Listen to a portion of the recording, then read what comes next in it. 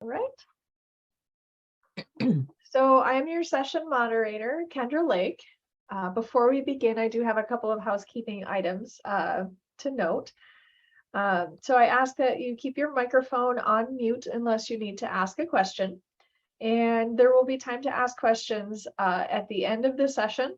And at any time, if you have a question, you can enter them into the chat panel and we will keep those for the end of the session.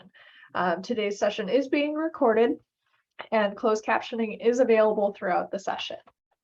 And today's session is called Supporting Implementation of K12 OER. And our panel consists of Erica Trowbridge, Gina Lovelace, Lisa Brickell, and Lindsay Pulseifer. Sorry if I pronounced that wrong, but welcome, panel. We're happy to have you here.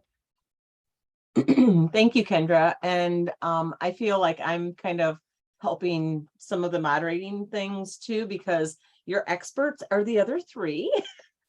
So thank you for, for these gals for taking time out of their day jobs, because once you're in a district, it's hard to get time away. And Erica and I were just talking about that. I also, before we begin, want to apologize. So I'm probably going to have a cough drop in my mouth most of the time. So I'm going to apologize right now for that, but it's either that or I'm muted all the time and I'm coughing. So it's the change in the weather, and now it's getting warm again in Michigan. So you never know what you're getting. So we want to start out. I want to give you a quick roadmap of where we're headed today. We're just going to go through some introductions. We've got some questions that we're going to go through that are kind of pre-loaded. And then we're going to ask all of you if you have any questions as well, because like I said, they're the experts. So with that, I'm going to start because I'm going to get out of the way then. I'm Gina Lovelace. I'm an educational technology consultant at the Michigan Department of Education. I love OER. And am a huge advocate for OER. And you can find me. I'm going to share our email addresses at the end of the presentation as well. So that's me. I'm Erica Trowbridge, the secondary media specialist at Oak Ridge Public Schools in Muskegon, Michigan. You have my email address right there. And I am the president of MAME, which is the Michigan Association of Media and Education, and also as a MAME representative for the Michigan OER Committee.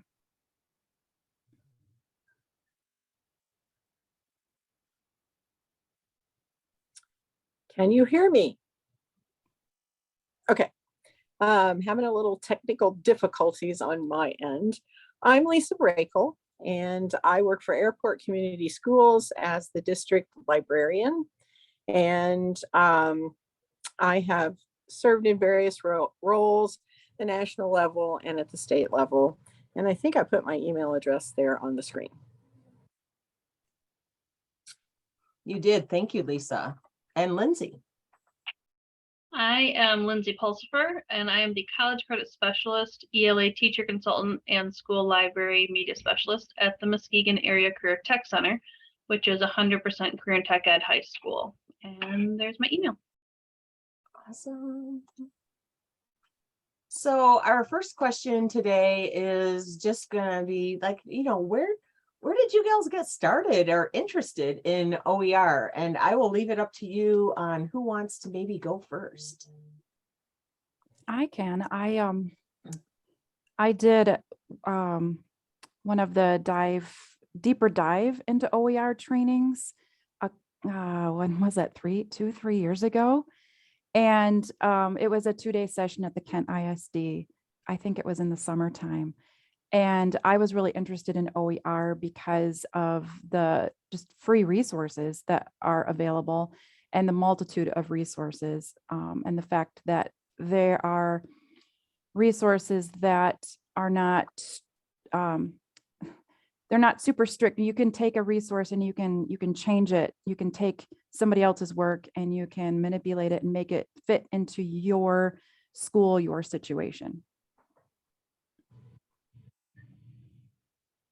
Thank you. Lindsay, you want to take that question? Yeah, so I taught overseas for a while, and then a while ago, and so I was always looking for free resources because I couldn't get things shipped to me that I would normally have used.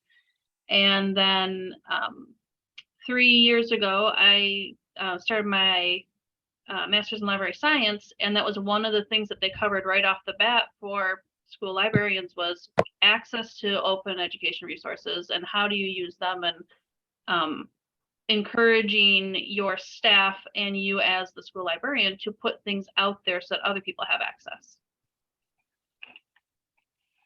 Awesome. Lisa, what got you interested or started?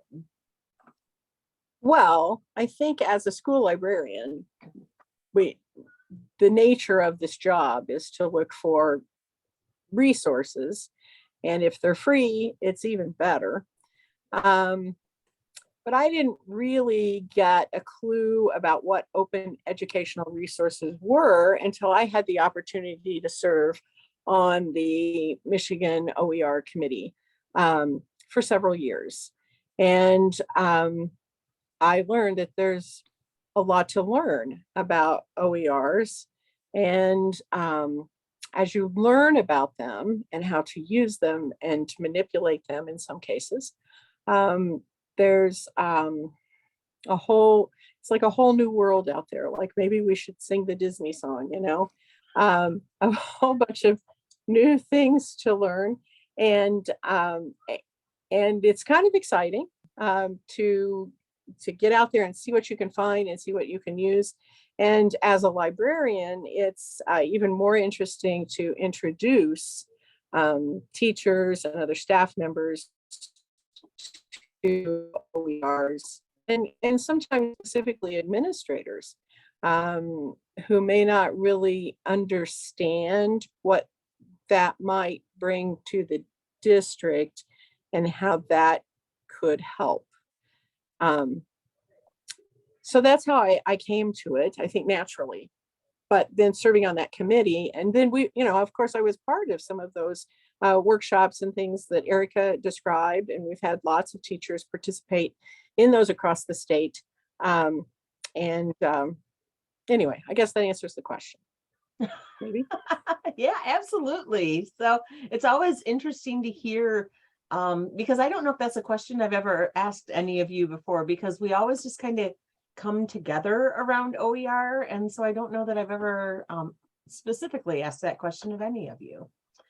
So moving right along, is there something specific that gets more educators interested in OER? I feel like we have some interest from educators, but is there something specific that you think that maybe there would get more educators interested in OER? And Lindsay, I think I'm going to start with you this time. So in the career and tech ed world, we have a lot of people that come in not having an education background, and they are going to teach. And so for them, they've got budgets that they've got to manage. They have, whatever classes they're teaching, whether it's health or welding or environmental stuff, they're always looking for resources that will match their grade level, because what they're trying to get students to learn are the hands-on skills, and then also at a college level or at a job level. And so finding things that apply to the age level without dumbing it down makes it trickier for them. But saving them on budget so that they can use that money for other things is a big motivator for them to use OER. The staff that get interested in sharing OER are the ones that see the value in making sure that other people have access to that. But in CTE, it gets complicated when they can't find things because it's geared, towards math or towards reading, and that's in their programs, but it's so specific to an English classroom that they're looking for something that's more in their wheelhouse. Thanks for that. And you remind me, so I know one of the things that's on my bucket list is to make sure that Go Open Michigan, which is our OER repository for K12, has OER available for like auto tech. And some of those classes that we don't always think of first. We always think of English and math and all of the core subject areas. But yeah, what about automotive technology and some of that? I'm interested in OER around that. Lisa, what's something that you think gets more educators interested? Well, usually the first bridge we have to cross over in a discussion, at least here with our educators, is, what do you mean OERs? What are open educational resources? And I think they're first most drawn in when you start talking about textbooks that are free, teaching materials that are free, they're already done. And then you get into a conversation about, depending on the Creative Commons licensing, or about the different licenses, and how you can manipulate some of those materials. Then we have to talk about that. And then sometimes for some teachers who are very creative, they get really excited and they want to run with that. They're like, oh, I can take this and change it and make it my own. And yeah, and then they get really excited. Administrators get really excited about textbooks or curriculum materials that might be available that they could then go share with teachers, and perhaps add that to their lineup, their curriculum lineup materials. And I think your point is good about, let's not forget about the career and technical resources that are out there too. I mean, there's something for every subject. There's something for every thing you might want to study, even for students who might just want to study on their own something because they have an interest in it. I think sometimes we forget that, that we want to raise independent learners, people that want to be lifelong learners, and they might become really fascinated with some of the things that are out there and available to them. Absolutely. Erica. Yes. In fact, Lisa, when you just said that, I have a student that is looking to test out of geometry. And so you just reminded me, I need to look up some of these resources. But the main thing that gets teachers interested is that these are free resources that are vetted. How many of us, we use Google every day, we do. And I even talk to students that Google has its purposes, YouTube has its purposes. When I first bought my house, my toilet broke and I watched a YouTube video to learn how to fix it. But with searching for classroom resources and using Google, there's an element of, is this resource valid? Who created this resource? Or was it created by a fourth grader in Alabama? I don't know. But when you go to a repository, an OER repository, that the resources they're all free, just like on Google. But there's a committee that has gone through and vetted these resources for educators to use, so that work has already been done for them. And then I'm looking in the chat, and Dan has a question about how OER is used in the classroom. And it's all of the above. So there are PDFs, there are lesson plans, there are full units, there are projects, there's everything that you can imagine available in OER.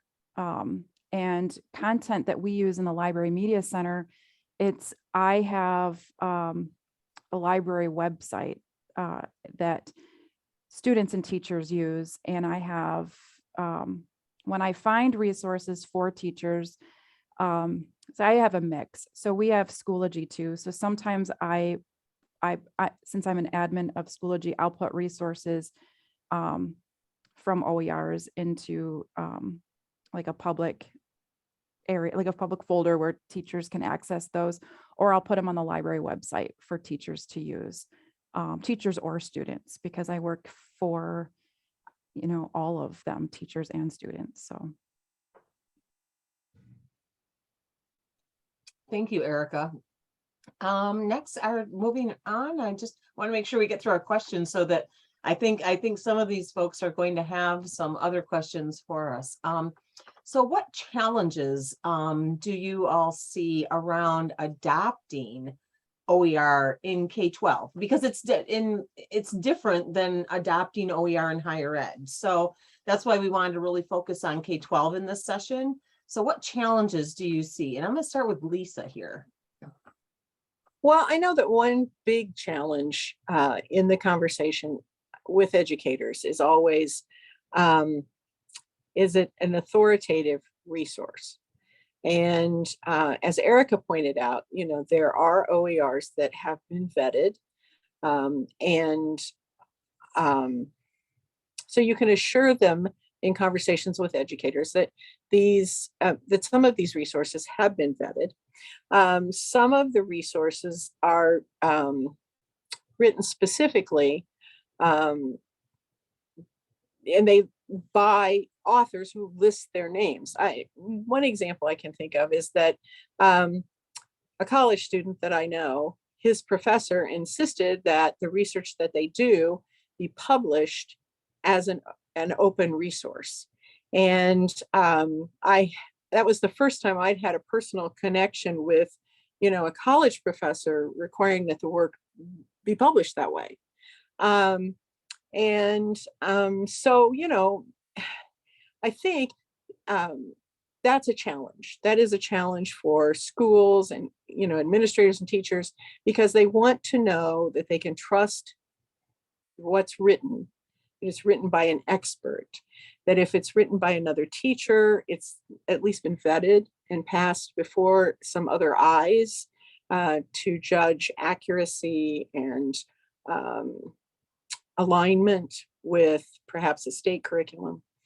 And so I think those are very real concerns, and people are often very interested in just not even looking at open educational resources because they don't understand how you can sort of establish that authority and depend on it like you could a textbook, you know, or something that you pay money for, something that is copyrighted. Understood. Yes. Erica, what challenges do you see? Well, everything Lisa said, that's great. I think time in K-12 is an issue. We have so many things pulling at our attention. It almost has to be, I struggle trying to get teachers on board with OER because it's hard to do one-on-one. Oh, I have this great resource. This is something that I think should be developed over time with professional development specific to OER. But because we have so many different challenges right now in school that take up our time, it's difficult to put this on the agenda for our professional development time. In fact, tomorrow we have a full day of professional development, and it is all concentrated on school safety. So, I mean, it's not even stuff that we do, you know, for teaching. It's just how to keep our students in our building safe, which is important. But again, it just goes to show that there's so many different things pulling at our attention. I also think ease of use. Now, when a school has a certified media specialist, then teachers can come to us when they want to use OER, but they don't know how, or they don't know where to go. Then they can come to us and we can show them. And that's where one-to-one really does help. When a teacher comes to me, as opposed to me saying, hey, I have, you know, this cool website or this repository, why don't you take a look at it? I'm more apt to get people on board when they come to me with a specific project that they want to do. And I say, hey, I found these resources. And they'll say, well, where did you find these? And then I'll show them.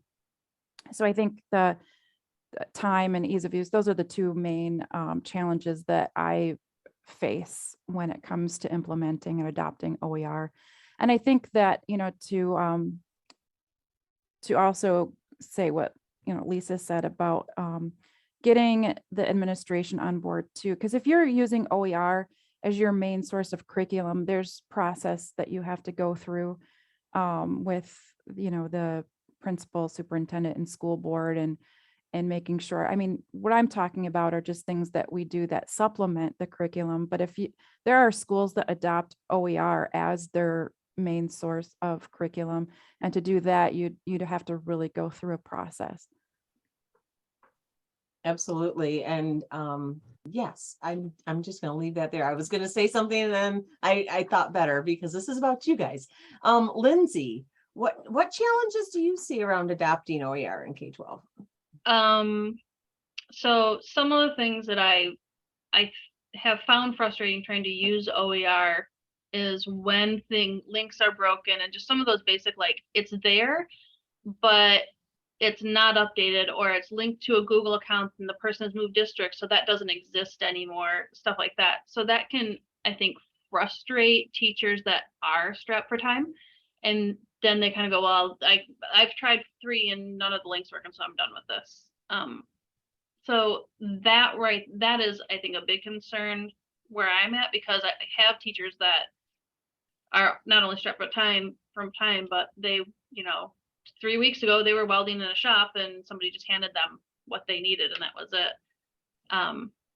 The other thing, besides what Erica and Lisa have said, I think in current tech ed is the limited number of resources that the teachers feel apply to them, which doesn't mean that they're not there, but they're not ready to take something and do major tweaks to it to fit their situation. And so if it doesn't say welding in a meta tag somewhere, they're probably not going to find it, and they're probably not going to use it. Well said. And that is 100% true, that I hear that as well. And it's kind of like they give you those, if they get 3 strikes, they're like, nope, that's where I'm at. So I don't have time, as Erica let us down. So absolutely, I totally understand that. So then the question comes about and this is big. So what changes can be made to support greater adoption of OER in the K-12 environment? What changes do you identify that could be made? And Erica, I'm going to start with you on this one. Well, being on the OER committee, I know about the grants that are available to schools to implement OER, and that schools can go to use the grant money to travel to other school districts. And in Michigan, we need more schools to go to that are local, so that, other schools don't necessarily need the grant money. So like, we need more schools right now to apply for the grants to go become OER schools, so that we'll have more available. So that, for instance, being a school librarian, whenever we want to implement something, for example, when we were going one-to-one with Chromebooks, we visited a couple other schools that had already done that, so that we could see what they had done and the mistakes that they made that we don't want to make. And the same applies to OER adoption. You need to see how other schools have done it and the bugs that they worked out before it can be fully implemented. And I think having Lindsay already said about the OER repositories and how there are broken links, having more support for the repository websites, so that people can go through those and make sure that links are up to date and the curriculum or the materials are up to date, because sometimes it might not just be that there's a broken link, but the material is out of date. That's something that we're trying to promote in OER, is that, if you're using this, then you don't have, you're not using a 12-year-old textbook, because you have access to these resources that are online. So making sure that everything stays up to date, and that takes time. I mean, I have a library website that I use just with my school, and it's a lot of extra work to keep everything going on that. And there are times I can dedicate more time to it than others. But I also rely on teachers and students to tell me when things don't work. And when they do that, then I go in and fix it. But maybe having more ways in the Go Open Michigan website for people to say, hey, this works, this doesn't work, things like that. Absolutely. Lindsay, what do you think? What changes can be made, do you think? I think, I mean, Erica took a lot of what I was going to say, so we're going to go with that first. Good ideas, Erica. But I think that along with those things, it's the time to really help help teachers be able to explore those, and dedicating some of that professional development time, or dedicating that 1 hour staff meeting to something like that. It really, I think, comes down to having the time to keep it updated, and having the time to let staff, teachers explore what those possibilities are. The other thing is, if we can, if schools had the resources and had the desire to have a librarian in every building, that would give you somebody in the building who can do more of that one-on-one, where the teacher says, I'm looking to do this and I kind of want to do this. What do you have for me? Can you help me out? That can help relieve that from teachers. But that means getting a school librarian in every building instead of somebody spread across the district or across 2 districts. So yeah, I have ideas. I'm on board with your ideas. Like, I am like a huge advocate for getting those certified librarians back in our buildings, in every building. So absolutely. Lisa, let's hear Well, what you have to say. Erica and Lindsay have already, taken all the great answers, but and I'm not an expert by any means. But, you do need, I think, the question is what changes can be made to support greater OER adoption in K12. It's hidden on my screen. Mhm. So I think you do need, I would argue, for a school librarian and an educational technology specialist who could work hand in hand to bring those forward to the school population, the students, the teachers, and the administrators, because you really need someone to do the hand-holding, the introduction, and then I guess my biggest thing is the organization. Librarians are all about organization. Can we make it more accessible, easier to find? And so sometimes I see that as a big frustration with OERs. There's so much, and where do you go, and what's the best one, and where should I turn first, and who should I trust most? And I think sometimes textbook companies, as an example, make a lot of money because they get a lot of business from we educators, because they're able to give you a package, and it's so easy. Here's the book, here are the online resources, here, are the videos, here are here's everything for you. And so schools are willing to hook, line, and sinker buy into that because of the ease of use for teachers, the ease of use of tracking for administrators. And, we all have to do the testing and meet get our data and all of that stuff. So I think, for OERs, it would be a real boost if somehow the OER world could bring it together to present it to all of us in perhaps a more organized fashion. I don't know how you do that. I don't know. I have no idea. But if, we turn to trusted publishers to help us, even librarians turn to trusted publishers or companies that we know are putting out really great informational resources. So I would like to feel like there's some sort of continuity or established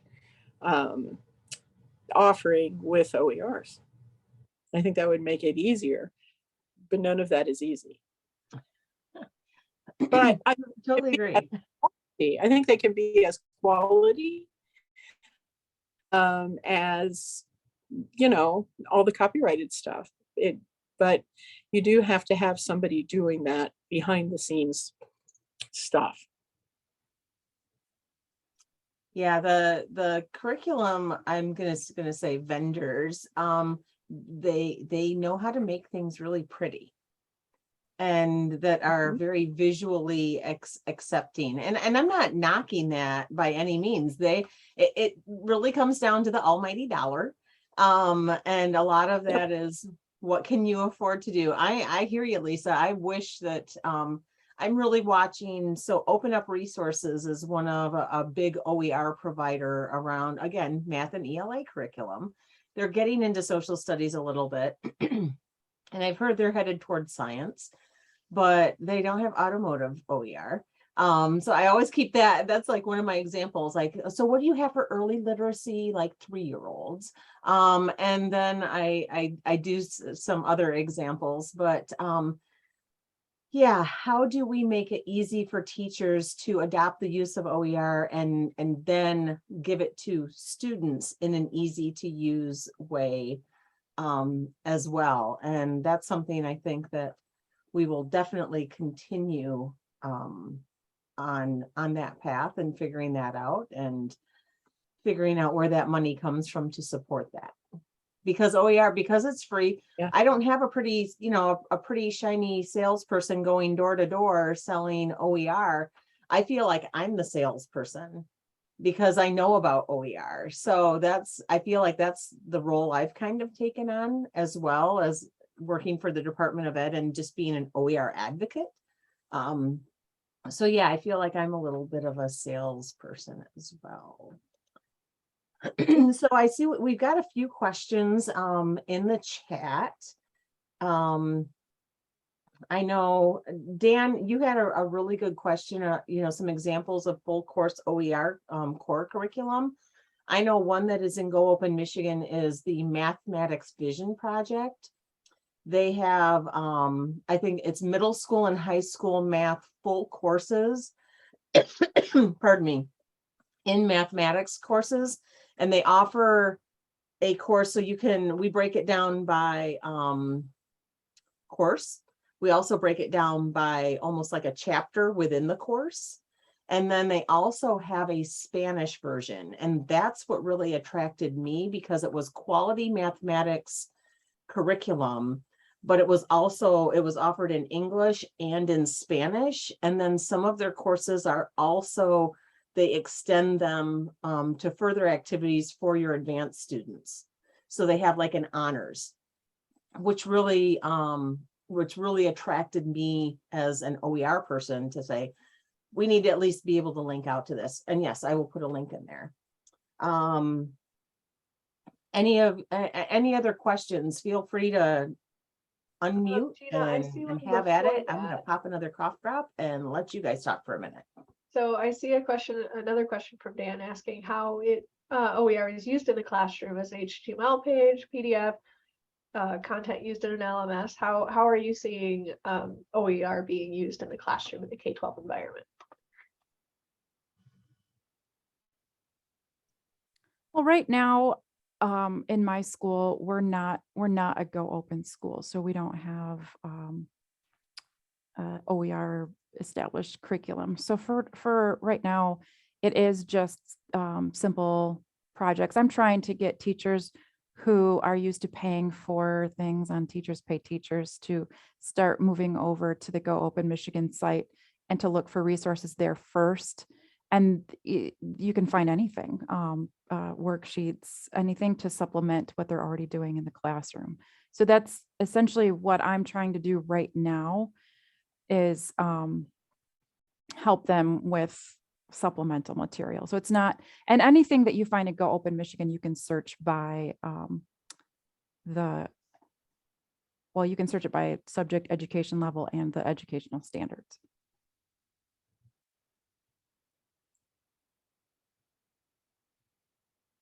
Awesome. I was just going to ask you, Gina, to go to the Go Open Michigan page for us. Thank you.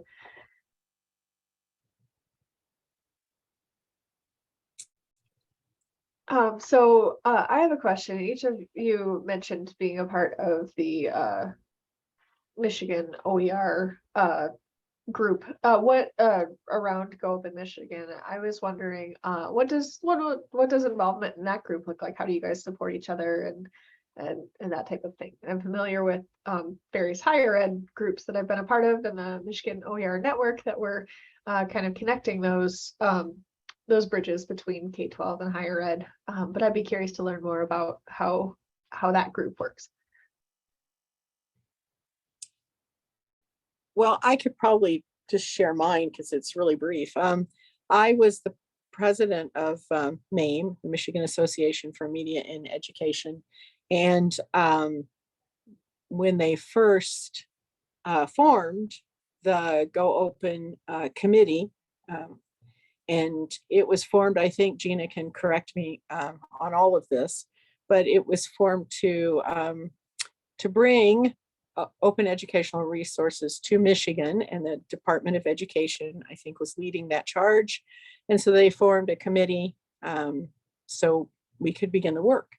And so I served on that committee just for a year and a half, something like that. And so during that time on that committee, I saw amazing things happen, workshops being held across the state. And Erica is presently on this, right? So Erica maybe could speak to that. Yeah,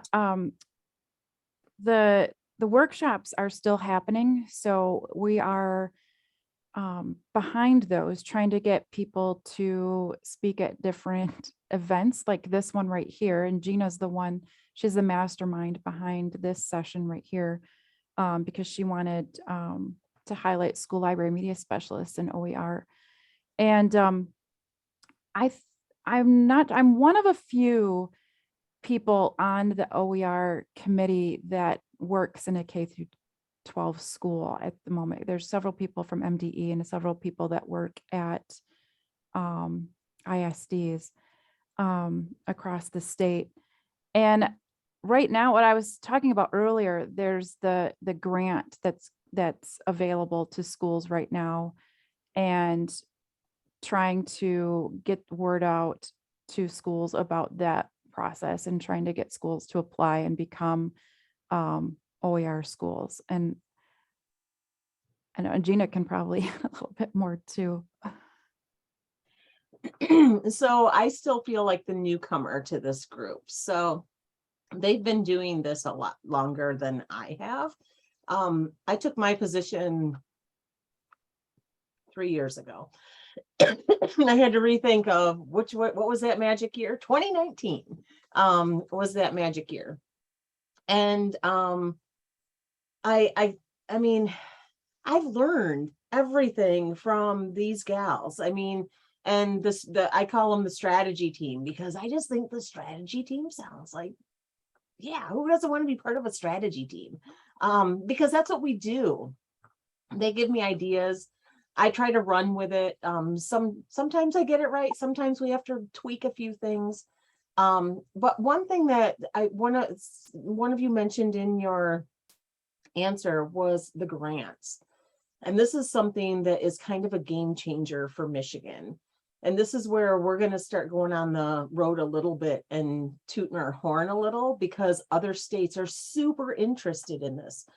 So we have taken some of our Title IV dollars at the department and created a grant around implementing computer science or OER.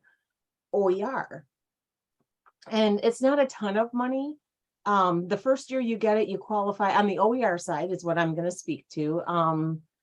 The first year you get the money, you get $14,500, which doesn't sound like it's going to break the bank.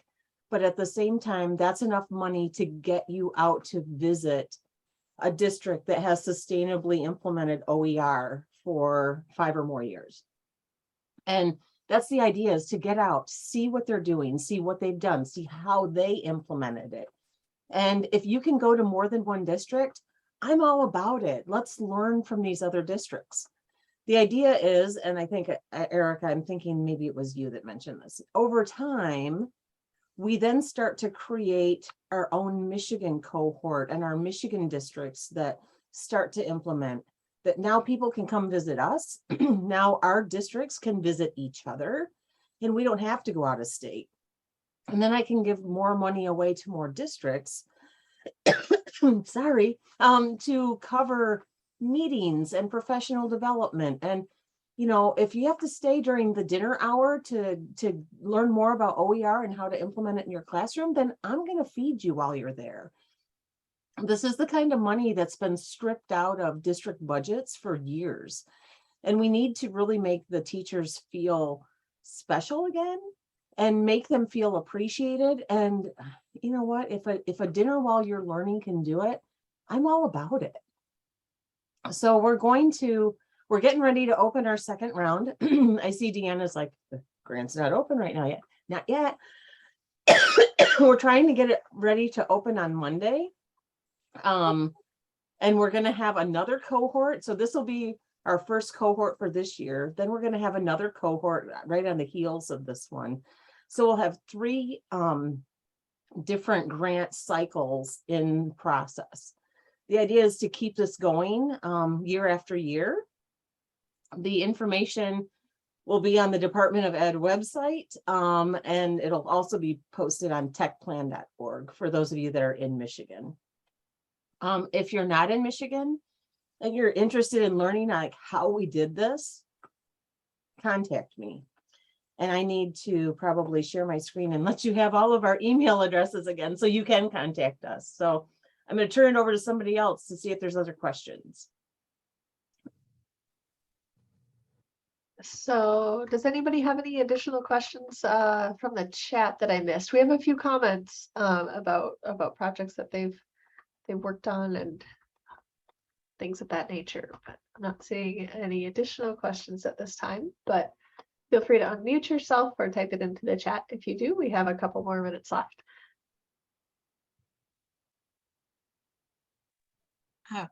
Yes, if I may, I'm Gina. Thank you to the panelists. I just wanted to share some things that Gina and I have talked about over the time that we've been meeting, and that is the idea of textbooks. And there was a session on that this morning, and the inordinate amount of money we pay for textbooks and how we can transition, not jump right into, because then you have a mutiny, but transition from textbooks into OER. And the thought is that you don't lose the money that you would normally utilize for textbook adoption, but that money be utilized and invested in teachers so that they can be trained, provided with professional development and stipends to create the resources that our students need. So I just wanted to share that. Thank you, because that will also build on the repository website too, because the things that they can create, they'll put on there. And thank you for that, my friend Yvette. Yes, because while a district may save a lot of money in purchasing textbooks, you really need to reinvest that back into your staff. And the idea is that you reinvest it back into your staff. They become even more experts in their curriculum. They're more invested in their curriculum. So then they stay. And you don't have quite the turnover. That's at least in theory how it's supposed to work. And I think we have yet to see if it really does. But that's the idea, is reinvest in your staff. I don't know any teacher that says, I make enough money, I'll just do this work after school for free. I don't know. None of my teacher friends have ever said that. So if you give them some extra money and pay them for that time, I think it's super appreciated.